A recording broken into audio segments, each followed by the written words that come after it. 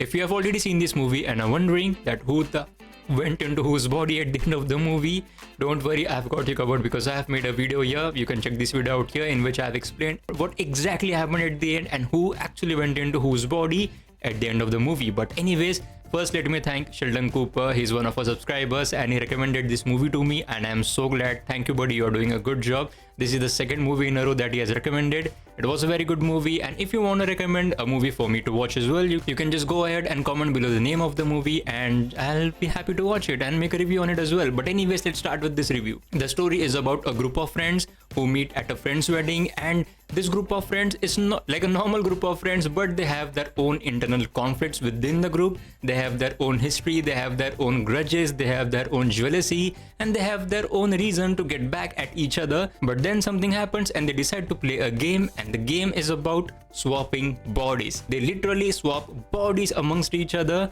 and the game is about guessing who is into whose body. But the story gets really interesting when the confusion actually starts to happen about who actually is into whose body, and then afterwards there are some crazy twists, some crazy plot twist which actually sets up the final arc of the film, and where you are left with one single question at the end of the movie, that who went into whose body. This is that kind of a movie where you have to be on your edge, you have to be on your toes, you have to be listening to everything, you have to be alert every time, and that's how a good thriller, a good psychological thriller is made, and this movie provides that. This movie provides a lot of confusion, a lot of tension, and the biggest confusion of all is about who is in whose body throughout the movie. And they do a little nicer job as well of explaining that, because a lot of times when they know that people are going to get confused, they literally show the real actors there, I mean the real characters who are there, not showing whose bodies are there.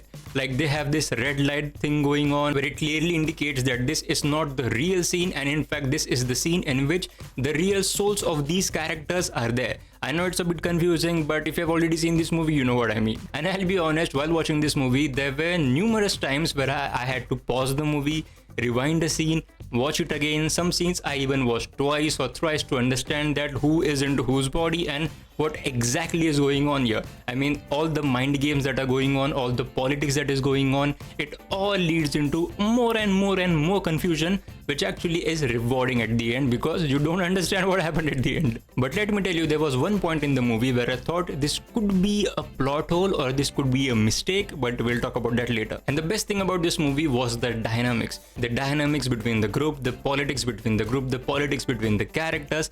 That is what drives this movie. As I said, the movie already has a bit of tension because of the circumstances, and it also has a lot of confusion because of the circumstances, of course. But then these politics, this dynamics even convolutes the story and even convolutes the plot, which is indeed a better thing in the context of this movie. Now, if you have already seen this movie and if you are wondering that what plot hole that I was talking about earlier in this video, okay, let's get into that. Now I am going to talk about souls, alright? So in the later half of this movie, during this scene, we see the soul of inside the body of Shelby recognizes that the person she was kissing earlier was actually the soul of Cyrus, because at that time Maya was inside Nikki's body. But the moment she understands that okay, Cyrus was the one, Cyrus's soul was the one who was kissing her, when she was in fact inside Nikki's body. But the reference that they give us is about getting hurt by the glass. But my question is, if you get hurt by a glass, the body will be bruised, not the other way around. That means the body will get the cut